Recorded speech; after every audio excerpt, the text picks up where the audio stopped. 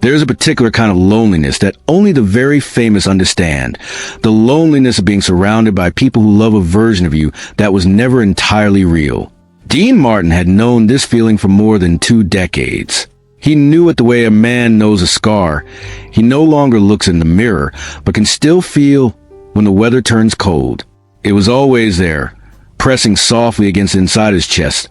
Quiet enough to ignore on most days, loud enough to keep him awake on the wrong ones. By the winter of 1985, Dean was 48 years old, and his Beverly Hills estate sat at the top of Mulholland Drive like a crown he had stopped feeling proud to wear. The house had 12 rooms and 3 guest suites, and a swimming pool that nobody used in December. It had Italian marble floors and original paintings on the walls, and a kitchen staffed 3 nights a week by a private chef who made the kind of meals Dean rarely had the appetite to finish.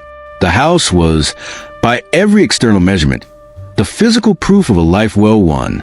And yet, there were mornings when Dean would stand at the floor-to-ceiling windows overlooking the canyon below, coffee going cold in his hand, and feel something close to grief. Not for anything specific, not for any single loss he could name, but for the cumulative weight of all the years he had spent performing himself for other people. The smile, the ease, the voice that made crowded rooms feel like intimate parlors. He had done it so long and so well that he could no longer always find a place where performance ended and the man began. His father, Antonio, had worked in a Nevada textile plant for 31 years. Dean had watched him come home every evening with the particular exhaustion of a man whose body had been borrowed by someone else for 10 hours a day. Antonio never complained. He sat at the dinner table and ate what was in front of him and went to bed early and woke before the sun and did it all again. When he died, suddenly, from a cardiac event, on a Tuesday morning in October, Dean had been in New York for a recording session.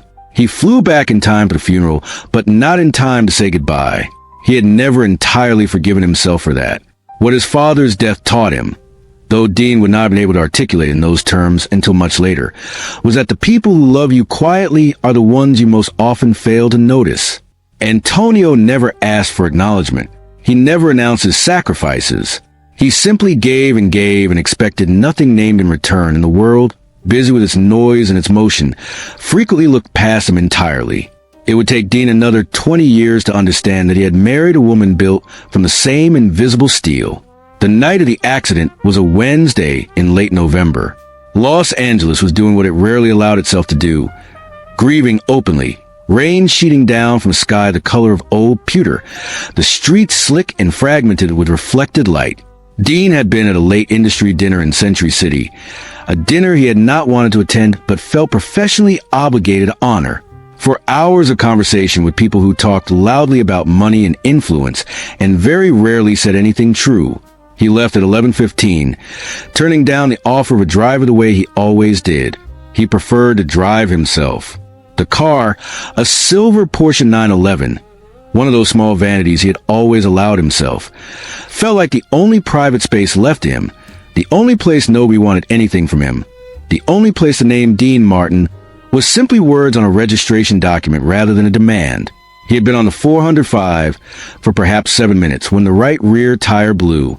Later, much later, he would understand that it had not been an accident, that the tire had been tampered with before he left the restaurant, that someone had planned the precise degree of damage that would cause a blowout at highway speed without guaranteeing death, a calculation that disturbed him more in some ways than if the intention had simply been murder. Whoever had done it wanted chaos, not a corpse. They wanted the opportunity that chaos creates. But on that Wednesday night, Dean only knew the sudden violent shudder of the wheel, the car's sickening lurch toward the guardrail, the catastrophic second when control became purely theoretical. The impact was not catastrophic in the way it might have been. The guardrail held. The car spun but did not flip. He was left with a gash along his left temple, 2 bruised ribs, and a ringing in his ears that would persist for days. He sat in the rain for a long moment after the car stopped moving. The engine had cut out. The hazard lights blinked weakly. Outside, trucks kept moving past, indifferent, enormous, going somewhere with purpose. Dean pressed his fingers to the wound at his temple and felt the specific warmth of his own blood and thought, with a clarity that surprised him. Nobody out here knows my name. Nobody out here needs anything from me. right now in this rain. I am simply a man who has been in a car accident. I am nobody's legend. I am simply here." The thought was unexpectedly a relief.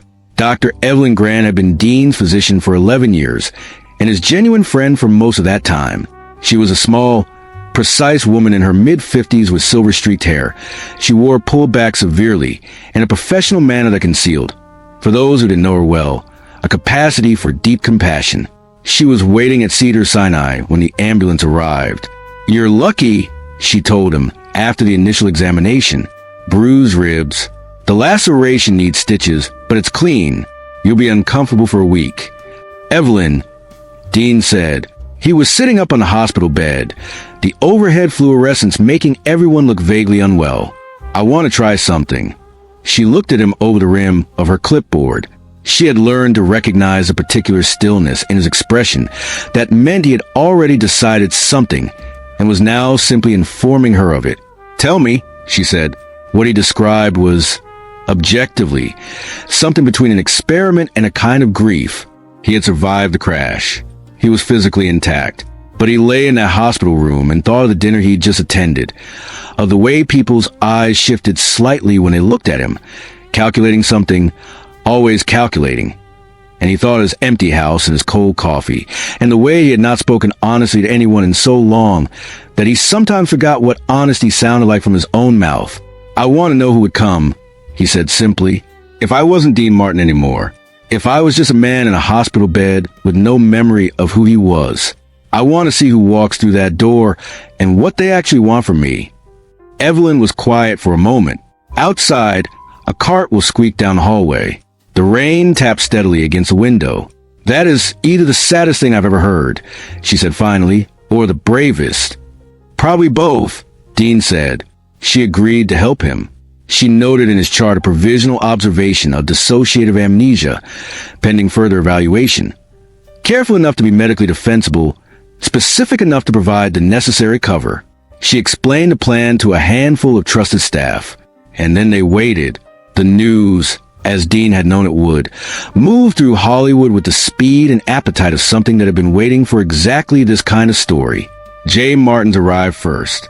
He was Dean's cousin by blood, but a stranger by almost every other measure. One of those peripheral relatives who surface during the flush years and recede during the lean ones, whose intimacy with you is perfectly calibrated to the size of your bank account. He was 52 and tan in the way of men who spend more time near swimming pools than in offices. And he walked into Dean's hospital room with particular energy of a man who had recently convinced himself that he deserved something. Dean lay still. His eyes registered nothing.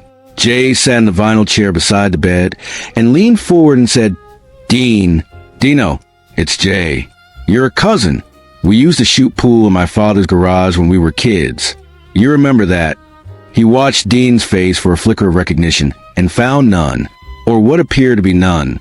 What Jay could not see was that Dean was watching him through a particular stillness of a man who has spent decades performing for audiences of thousands. He knew how to be watched without watching back. Jay's concern, Dean observed, lasted approximately 4 minutes. After that, he began talking about a document, a promise Dean had apparently made. Verbally, Jay was careful to specify, therefore conveniently unverifiable, regarding a stake in the production company Dean had built from nothing over 15 years. He had spoken the word promise 6 times by the time he finished. He had not once asked whether Dean was in pain. When Evelyn asked Jay to leave so the patient could rest, he paused in the doorway and said, almost himself, "I just want what I'm owed." Dean stared at the ceiling after he left and thought, "My father worked for 30 years and never once said that sentence." Rico Thompson came on the second day. Rico was a man Dean had known since his early career, a glad-hander and minor entertainment lawyer who had attached himself to Dean's orbit 20 years ago with the persistence of weather. He was charming in the superficial way, remembered birthdays, always laughed at the right moments, knew the name of your assistant's dog, the kind of person you keep in your life not because they add something irreplaceable, but because removing them requires an energy you can't always locate. He arrived with flowers, which was a nice touch. He sat by the bed and held Dean's hand and said all the appropriate things about the accident and the recovery and how terrifying it had all been. And then With the practiced ease of a man who had rehearsed this particular conversation many times in private, he began talking about Dean's financial assets, about market volatility, about certain accounts that, in Rico's professional opinion, would be much better protected if they were moved, if someone was there to manage them, someone Dean trusted. Dean noticed that Rico said the word trust the way some people say love, often enough to drain it of meaning, rarely enough between significant moments to suggest it was only deployed when it was needed. He brought flowers, Dean said quietly to Evelyn after Rico left. But he touched my hand the whole time. Did you notice that? I noticed, she said. A man who actually cares about you doesn't need to hold your hand while he's talking about your money. That's not comfort. That's a claim. Evelyn said nothing. She wrote something in her notepad. Dean turned back to the window, where the Los Angeles rain had lightened to a drizzle but had not yet stopped. His son Mark came on the afternoon of the second day, and this was different. Mark was 26, with his mother's dark eyes and a restlessness about him that Dean recognized as his own contribution to the genetic inheritance. He came in quickly and sat down, and for a long moment said nothing at all. Just sat looking at his father's face with an expression that was trying very hard not to become something he couldn't control in a hospital room. "Dad," he said finally, and then, "I know you probably can't hear me the way you used to. I know you don't know who I am right now. But I need to say this anyway, because I've been in the car the whole drive over trying to figure out what I'd say if I actually got here, and now I can't think of anything smart." He paused. "I just don't want you to go. That's all. That's the whole thing." Dean felt something shift inside him, not dramatically, not like a wave, but like the barely perceptible movement of tectonic plates that precedes something much larger. He kept his eyes unfocused. He kept his breathing steady. But he filed the moment away in the place where he kept the things that mattered. Later, Jay had pulled Mark into the corridor. Dean could hear the murmured conversation to the half-open door, and had begun talking to him about inheritance, about what happens to an estate when the head of family is incapacitated, about the importance of family, taking care of family in moments like these. Mark's responses were monosyllabic and gradually cooler in temperature, and Dean listened to his son's voice doing the thing his own voice had learned to do in rooms he didn't trust. Answer without agreeing, participating without surrendering. He had underestimated his son. He filed that away too. Catherine Hahn arrived on the evening of the second day. She came alone, without announcement, without the fleet of assistants and managers that had started appearing around Dean's life sometime in the early 70s and never fully departed. She was wearing a dark wool coat, her hair slightly damp from the rain, and she carried a small tote bag that contained, Dean would later discover, a charger for a phone, 2 changes of clothes, a paperback novel she would never open, and a framed photograph from 1971. The two of them on a beach in Malibu, laughing at something that happened just before the shutter clicked, something neither of them could any longer remember, which somehow made the photograph more precious rather than less. She sat in the chair beside his bed, the same chair Jay had occupied, the same chair Rico had arranged himself in, and for a while she did not speak at all. She simply looked at him. She looked at the stitches at his temple and the bruising around his jaw and the slight gray beneath his eyes, and her face moved through several things. Fear and relief, and something older and more complicated that Dean recognized, even through his studied blankness, as the particular grief of a person who's had a very long time to prepare for a loss that still managed to arrive as a shock. "You scared me," she said finally. Just that, not an accusation. Just a fact, offered plainly. She reached out and took his hand, not the way Rico had taken it. Not with the practiced warmth of someone managing a situation, but with the automatic gesture of a woman who had been taking the specific hand for 17 years and whose fingers knew the exact topography of it. "I know you don't know who I am right now," she said. "They told me what's happening with your memory. I know you can't place me." She paused. "But I thought I'd sit here anyway. If that's all right with you. I thought I'd just be here." Dean said nothing. He kept his eyes soft and unfocused, the way Evelyn had coached him. Catherine reached into her bag and took out the photograph. She set it on the small bedside table, facing him. She looked at it for a moment, and then looked at him and said, "That's us. Malibu, 1971. I don't know what we were laughing at, but I've always loved that photo because we looked like we couldn't help it. Like the laughing just happened to us. She was quiet for a while. Then she began to talk. What Catherine Hahn did over the next 3 days was not a performance. This is an important thing to understand about what followed. The thing that would stay with Dean long after the hospital and the revelation and the ceremony that came later, none of what she did was constructive for an audience. She did not know she was being watched any more carefully than she had ever been watched. She did not know that the man in the bed was cataloging her. She simply behaved the way she had always behaved, which was quietly and faithfully and without expectation of recognition. She talked to him about their first meeting. A charity gala in the spring of 1968, a fundraiser for a children's literacy organization, the kind of event Hollywood did with great enthusiasm and often very little follow-through. She had been there as a volunteer, not as a guest. She was 23, recently arrived in Los Angeles from Ohio, working as an editorial assistant at a publishing house that specialized in educational materials. She had agreed to staff the guest registration table without fully understanding that the headliner for the evening was Dean Martin, whose music she had grown up with in her parents' living room. "You were late," she told the man in the bed with a slight smile. "Everyone was nervous because you were late, and there was a publicist near me who kept checking his watch and muttering. And then you walked in and you went straight past all of them, past the publicist and the photographer and the people who wanted things from you. And you came to the registration table and you said, 'I'm sorry I'm late. I had trouble with the tie. Can you help?' And you held out this tie that was slightly crooked. You were doing it on purpose. I think you were nervous about all the fuss, and you wanted to talk to someone who just worked there." She looked at Dean's face. He gave her nothing. But inside, behind a careful stillness, he remembered. He remembered the tie. He remembered doing it on purpose. He remembered her hands, steady and competent, and without even the faintest performance of being impressed by him. "I fixed the tie," Catherine said. "And you said thank you. And then you went and did the whole evening, all the speeches and the photographs and the handshakes. And afterward, when nearly everyone had gone, you came back to the registration table. You'd given away your car to someone who needed a ride, and you asked if I'd seen a cab. I hadn't, so we walked 3 blocks to a payphone, and it took 40 minutes for the cab to come." She paused. It was the best 40 minutes I'd had in Los Angeles. She stayed that night and slept in the chair beside his bed, refusing the offered cot from a nurse because the cot was in the corner and she wanted to be close enough to hear him if he needed something. On the second morning, she cleaned the dried blood from around his stitches with gentleness that suggested she had done it before, changed bandages, tended wounds, administered the small dignities that illness requires. She brought him water without being asked.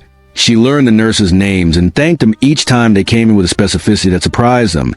Not a generic thank you, but a thank you, Sarah, or a thank you, Marcus. The kind of acknowledgement that communicates, "I see you as a person, not a function." On the afternoon of the second day, when the room was quiet and Dean's eyes were half closed and she thought he was sleeping, she talked. "I almost left you," she said. Her voice was very low, almost a confession rather than a conversation. 3 years ago, I had the papers drawn up. I sat with a lawyer, and I told him the whole story, and he told me I had grounds, and I knew I had grounds. I already knew. She was quiet for a moment. It wasn't anything dramatic. That's the thing people don't understand about loneliness in a marriage. It's never dramatic. It's not a fight or betrayal. It's just all the small moments when you reach for someone, and they're not quite there. When you say something true, and they're already thinking about something else. When you look across the table and realize you're eating dinner with a stranger who knows your middle name. Dean's breathing was very steady. He had practiced keeping it steady. "I put the papers away," Catherine said. "I don't know exactly why. I think it was the way you looked when you came home from your father's grave that one time. You came home in March, after visiting his headstone, and you sat at the kitchen table, and you didn't say anything for an hour, and I made you tea and sat with you and didn't say anything either, because I knew you were somewhere I couldn't follow. And at some point you said, 'He worked his whole life, and I never once asked him if he was happy.' You said it quietly, almost to yourself. And I thought, this man is still in there. He's buried under all the other men he's had to be, but he's still in there, and I couldn't leave him. The room was very still.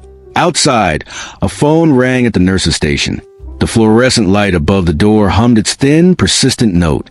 Catherine reached over and adjusted the blanket across Dean's chest, smoothing it with her palm the way a mother settles a sleeping child. "I hope you find your way back," she said softly. "To yourself. To us. However long it takes." On the morning of the third day, Dean woke to find that Catherine was not in the room. This was unusual enough to register. She had been there every time he'd opened his eyes. First light, middle of the night, whenever he shifted in the bed. He lay still and listened, and the room was empty except for a photograph of the two of them on the beach, still propped on the nightstand, and the soft sound of the city waking up beyond the window glass. She returned 2 hours later. He almost missed it. He almost let it pass without marking it. Except that he noticed, as she settled into the chair beside him and reached for his hand, that her left hand was bare. The diamond solitaire that had been on her fourth finger since a winter afternoon in 1970. 15 years of being so much a part of her that Dean had stopped truly seeing it, was gone. He kept his expression blank, but something in his chest turned over, slowly and painfully, like a coal shifting in a banked fire. He learned the full truth from Evelyn that same evening, when Catherine had gone briefly to the cafeteria. The hospital billing department had processed a cash payment that morning. Full and complete, a figure that represented a week of private care at Cedars-Sinai in one of the better rooms, the kind of number that made hospital administrators double-check the zeros. The name on the payment was Catherine Hahn. The method was cash. When Evelyn, confused, had made a quiet inquiry, a nurse had mentioned seeing Dean's wife speaking to a Jew on the phone in the corridor that morning before she left. Dean said nothing for a long moment. "She didn't tell anyone?" he said finally. "Nothing," Evelyn said. "I only know because I asked directly. She told the billing office it was a private matter and asked them to keep it confidential." Dean looked at the photograph on the nightstand. Two people on a beach in Malibu, laughing at something they couldn't remember. "She didn't want me to feel indebted," he said quietly. "No," said Evelyn. "That's exactly it, isn't it? She didn't do it, so I'd owe her something. She did it, so I wouldn't have to carry that." Evelyn said nothing. She was watching him with the careful attention of a woman who understood that some realizations don't need to be spoken. They need only to be witnessed. Dean closed his eyes. He thought about loneliness in a different way than he'd thought about it before. He thought about how loneliness is not always the absence of love, but sometimes the terrible presence of it. The love that is given freely and continuously, and without demand, and that the recipient, too busy or too afraid or too lost inside himself, cannot see. He thought about his father at the dinner table, tired and uncomplaining, giving everything without asking for even the acknowledgement of the giving. He understood then who his wife was. He understood, with the particular desolation of a man who was finally paying attention, what he had been missing. It was Evelyn who discovered the rest. She had been monitoring Jay and Rico with the quiet efficiency of a woman who trusted her own instincts, and her instincts told her that what had presented itself as opportunism had more deliberate architecture beneath it. She hired a private investigator, a woman named Carter, efficient and unflappable. And within 48 hours, Carter had pieced together enough to turn Dean's test of character into something considerably darker. The tire had not failed. It had been cut, a precise, professional cut, deep enough to guarantee a blowout under highway conditions, not deep enough to cause immediate deflation in a parking lot, which would have eliminated the highway variables the plan apparently required. Jay Martins had access to the car.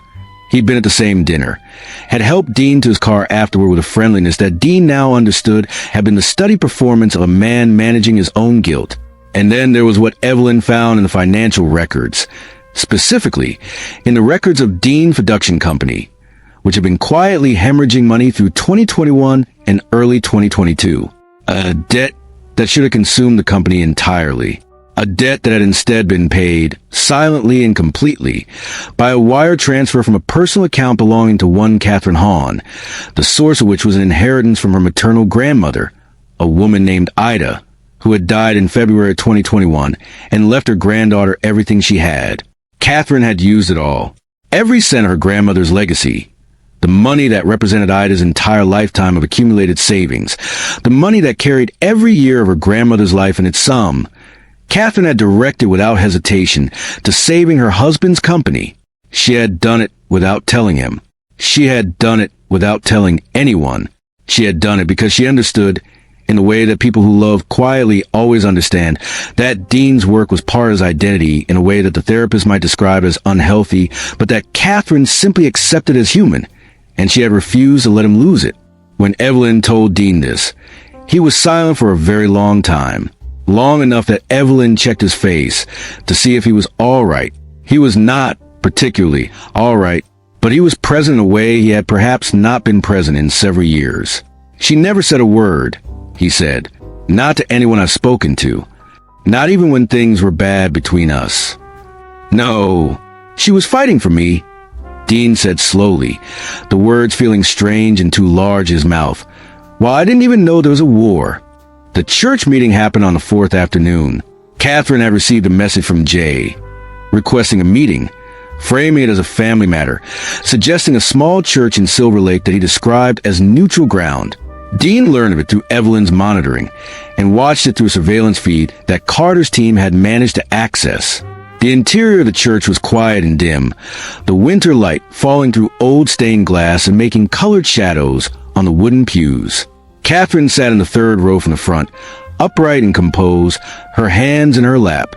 Jay and Rico sat across the aisle, and the configuration, the two of them together, the one woman alone, would have looked to a passerby like some kind of proceeding. Dean watched the feed on a laptop in Evelyn's office. He watched his wife's face. Jay's opening was conciliatory and warm and entirely false. Dean could see performance in it now with the clarity of a man who had been performing himself for decades. Jay spoke about family, about Dean's well-being, about the responsibility of the people around a man in a fragile state to protect his legacy. And then he pushed the documents across the pew. Catherine looked at them without touching them. These give you partial control of the production company, she said. Her voice was level. It's protection, Jay said, just while Dean is... No, Catherine said. The word was not dramatic. It was not raised. It landed in the quiet of the church the way certainty always lands, without requiring volume. Jay's manner shifted. The warmth receded. He leaned forward and spoke with the controlled precision of a man who had already calculated his leverage. Catherine, you need to understand the position you're in. Dean built that company. Yes, but there are debts and obligations that you don't fully. I paid those debts, she said quietly. A silence. I know everything about those accounts, Catherine said. I know what the company owed, and I know what it's worth now, and I know what Dean built over 30 years, and none of it belongs to you. Jay's jaw tightened. Beside him, Rico had gone very still. Jay, Catherine said, and her voice held something that was not quite anger but was adjacent to it. The register of a woman who has been patient for a very long time and has decided, in this particular moment, in this particular church, to be patient no longer. What happened to Dean's car? The quality of the silence changed. I don't know what happened to his tire, she said, before he left the parking structure on Wednesday night. You were the last one at the car with him. You helped him with his jacket. You stood there for 5 minutes while I watched the restaurant cameras, Jay. So I'll ask you once more, what happened to his tire? Rico stood up. Jay's face had gone through several colors in quick succession. You're making accusations. I have a recording device in my left coat pocket, Catherine said. She did not reach for it. She simply stated it the way one might state the weather. I've been recording since I walked in. The police will have the recording within the hour if I don't call to tell them otherwise. In the surveillance feed, Dean watched Jay Martins cover his face with his hands. He watched Rico Thompson go to the door and find it locked from the outside, Carter and her associate standing in the vestibule. He watched his wife sit perfectly still in the third pew, not triumphant, not afraid, simply present, the way she had always been present, in rooms where her presence went unnoticed, doing what needed to be done without anyone thinking to ask if she needed anything in return. Jay's confession came in pieces, and it was not heroic or particularly dramatic. It was a messy, collapsing admission of a man who had convinced himself that greed was grievance and had traveled so far down that road that he had lost the map back. He had tampered with the tire. He had wanted the chaos, not the death. He had wanted the opening, the vulnerability, the incapacity, the window through which a man might slip in and rearrange the furniture while the owner was too disoriented to notice. Catherine listened to all of it without moving. Then she stood, straightened her coat, and walked out. Dean Martin had performed for audiences of thousands. He had stood before cameras and microphones and expectant crowds and delivered himself, or the version of himself the world required, with a professionalism that had never entirely felt like dishonesty, but had never entirely felt like truth either. The performance he gave on the morning of the 5th day was the last of that kind. The room held perhaps 12 people. Family, associates, Evelyn, quietly near the door, Mark in a chair against the wall, watching everything. Jay and Rico, who had been asked to attend under the pretense of a family discussion regarding Dean's estate, and who had arrived with the careful expressions of men not yet certain of how much anyone knew. Catherine sat beside the bed in the chair that had become, over 5 days, recognizably hers.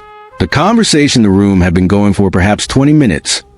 Careful, provisional, the kind of discussion people have when they are not sure what they're allowed to say. When Dean sat up, not gradually, not with the tentative movements of a man uncertain of his own body. He sat up with the deliberate intention of someone who has made a decision. The room went quiet. He looked at his hands. He turned them over and looked at them as if inspecting something that had been returned to him after a long absence. "I remember everything," he said. The silence that followed was the most concentrated silence Dean had ever stood inside. He could feel it on his skin. He looked around the room slowly. He looked at Jay and held Jay's gaze long enough for Jay to understand that the holding was intentional. He looked at Rico and felt more than saw the man's careful stillness. He looked at Mark, who had gone very pale, whose hands had clasped together in his lap. He looked at Catherine. She was looking back at him with an expression that was not shock and was not relief, but something more complex than either. The expression of a woman who is watching the man she married return from somewhere he had been a long time, and who is not yet sure what his return means, but has decided, as she had decided many things, to receive it honestly. "I owe a number of people in this room an apology," Dean said. His voice was very quiet and entirely steady. "And a few people in this room something considerably less pleasant." He talked for a long time. He talked about the accident, and about the decision he had made in the hospital bed in those first clear hours after impact, and about what he had wanted to learn and what he had learned instead. He talked about fame and about the particular deformation it performs on the soul, the way it teaches you to be suspicious of affection, the way it isolates even as it amplifies, the way it can hollow out the center of a life until the surface shine is the only thing left. He talked about his father, briefly, because it mattered, and because he was learning that the things that matter must be said rather than carried silently. And then he turned to Jay, and he played the recording. There's not much to say about what happened to Jay Martins and Rico Thompson that a legal brief could not say more precisely. What matters more, for the purposes of this story, is what happened after the room emptied to the people who had come there for the wrong reasons, after Jay left with a particular humiliation of the exposed, after Rico followed without looking at anyone, after Dean's mother, Gloria, a small and formidable woman who had raised her son on very little and enormous love, stood at the door and said to them with perfect composure, "Don't come back. What matters is the room after." Mark embraced his father. He held on long enough that Dean had to remind himself that his ribs were still bruised, and then he didn't remind himself anymore. Gloria sat on the edge of the bed and took Dean's face in her hands, the hands that had arranged him for school photographs, and wiped away the tears he'd been embarrassed to cry, and fastened the collar of his first good suit. And she looked at him for a long moment without speaking. "Your father would have been proud of you today," she said. "Not of the famous part, of this part." Dean covered her hands with his. And then the room was quiet, and Catherine was still in the chair beside the bed. And Dean turned to look at her. She was looking at her bare left hand. "Evelyn told me about the ring," he said. Catherine looked up. "And about the inheritance," he said. "About your grandmother's money. What you did with it." He paused. "How long ago did you make that decision? To use it for the company?" She was quiet for a moment. "About 48 hours after I received it," she said. "I did the math and it was clear. The company would fold without it." She looked at him without apology. "I knew you would never have let me do it if you'd known. You have found another way. even if the other way didn't exist. Why didn't you tell me afterward? Because you have spent the rest of your life feeling like you owed me something, she said simply. And I didn't do it to be owed. I did it because it was yours and you built it and you deserved to keep it. Dean was silent. I wasn't trying to be a martyr, Catherine said. Her voice was steady but very soft. I want you to understand that. I wasn't punishing you by giving without telling you. I was loving you the only way that felt honest to me. Quietly, the way your father loved his family. Just doing the thing that needed doing and not making it a debt. The mention of his father caught Dean somewhere deep and undefended. I prepared divorce papers, Catherine said. 3 years ago. I want you to know that I know that you know that. And I want you to know why I put them away. She told him. Not the way she had told the empty room. Not the confession she made believing she wasn't being heard. But as a deliberate offering, something chosen. Something that could be taken back, but wasn't. I put them away because I thought, this man is still in there. He's just lost. And I couldn't leave someone who was lost. Dean looked at his hands again. Then he looked at her. I was lost, he said. I've been lost for a long time. I know, she said. I should have been finding my way back to you, instead of deeper into the noise. Yes, she said, not unkindly, just honestly. Are you still willing to let me? He said. The sentence cost him something visible. Catherine looked at him for a long moment. Then she reached across and took his hand. I've been sitting in this chair for 5 days, she said. What does that tell you? The months that followed were not simple, and they were not romantic in the ways that stories are sometimes allowed to be romantic. They were the slow, difficult work of two people learning to speak a language they had allowed to become foreign between them. They found a couples therapist, a calm, intelligent woman in Pasadena, who had silver hair and an office full of plants and a talent for asking the kind of questions that felt simple and were not. They went every week. Some sessions were productive and some were painful, and one, in the 3rd month, became an argument that continued in the car and then through a dinner neither of them ate, and then, finally, resolved itself around midnight in the kitchen over decaf coffee and something like honesty, what they discovered in therapy, which is to say, what they had always known but had never articulated in each other's presence, was that the distance between them had not been a failure of love, but a failure of expression. Dean had learned, somewhere in the decades of performance, to keep his emotional life private to the point of invisibility. Catherine had learned, somewhere in the decades of watching him move through the world as a public possession, to give without asking to be seen. Two people practicing restraint in the same direction for long enough produces something that looks, from the outside, like distance. But it is not distance. It is compressed love with nowhere to go. The therapist called it parallel sacrifice. You were both suffering, she said in a session Dean would remember. You were both carrying things alone that you could have been carrying together. The question isn't who is wrong. The question is, who do you want to be going forward? Catherine launched a reading program in November, 8 months after the hospital. She named it Ida's Room, after her grandmother, an educational initiative focused on bringing books and reading resources to children in under-resourced Los Angeles schools. She had been thinking about it for years, she told Dean. Her grandmother had read to her every evening until Catherine was old enough to read herself, and then they had read together. Books had been, in Catherine's childhood, the primary space where her imagination was not only permitted but required. She would have wanted something like this, Catherine said, on the evening they finalized the program's charter. They were at the kitchen table. The same table where Dean had once sat silent and grief-stricken after visiting his father's grave. She would have been embarrassed by being named after it, but she would have wanted it. Dean watched her sign the documents. He thought about how many things this woman had done in her life that deserved to be seen, that had never been seen, that she had simply continued doing without requiring the audience. You would have made a very good nonprofit director, he said. She looked up. I'm going to be a very good nonprofit director, she said mildly. Watch. He smiled. It was a real smile, the kind that had nothing to do with the professional ease he had spent years perfecting, the kind that reached whatever place in him had been least performed. I know, he said. February. The church was small and old and sat on a street in West Hollywood that had changed around over the decades, while the church itself had remained obstinately, quietly itself. Red brick, white trim, a wooden door that stuck slightly in cold weather, stained glass windows that had been there since the building was constructed, and that still scattered colored light across the flagstone floor in the late afternoon. It was a church Catherine had attended in her first years in Los Angeles, before Dean and she had found their way to each other. She had told him about it once, years ago, and he had filed away in the place where he kept the things about her that mattered and that he sometimes forgot to say anything about. They had invited almost nobody.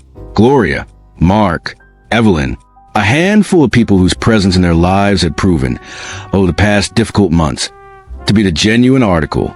The room was small enough that it felt full with 20 people. Dean had the ring. He had found the jeweler. It had taken some effort.